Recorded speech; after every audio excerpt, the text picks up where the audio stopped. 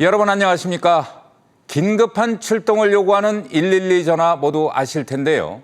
그런데 이 112 전화에 허위 신고나 장난 전화는 물론 범죄와 전혀 관련이 없는 민원까지 폭주해서 정작 긴급한 신고가 필요한 사람들이 피해를 입고 있습니다. 네, 이런 엉뚱한 신고가 올해 대전과 충남경찰에 접수된 109만 건의 112 신고의 절반에 달한다고 합니다. 경찰력 낭비의 원인이 되고 있습니다. 이승섭 기자가 취재했습니다. 시민의 신고를 받고 출동해 위급한 범죄 상황을 해결하는 112 신고. 하지만 신고 내용에는 정작 범죄와 거리가 먼 것이 많습니다. 저희 혹시요, 제가 하수구에요 핸드폰을 빠뜨렸는데 이거 어떻게 할 수 없을까요?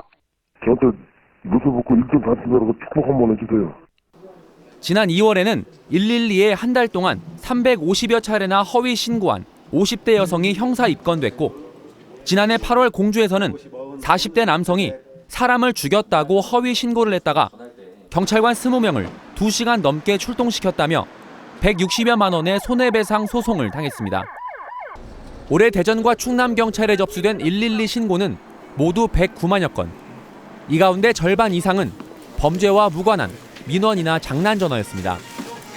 이렇게 수많은 허위 신고를 상대하다 보면 정작 중요한 신고를 놓칠 수 있습니다. 함부로 예단할 수 없고 그 신고가 들어오면 무조건 출동해야 됩니다. 그러다 보면 정작 긴급한 신고가 필요한 그 민원인들이 피해를 볼 수가 있습니다.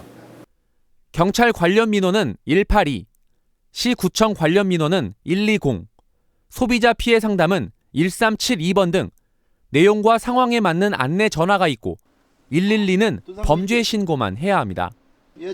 상습적이고 악의적인 허위 신고자는 공무집행을 방해한 혐의로 5년 이하의 징역이나 1,000만 원 이하의 벌금형을 받습니다. 올해 들어 상습 허위 신고로 처벌받은 건 대전과 충남에서 166건에 달합니다. MBC 뉴스 이승섭입니다.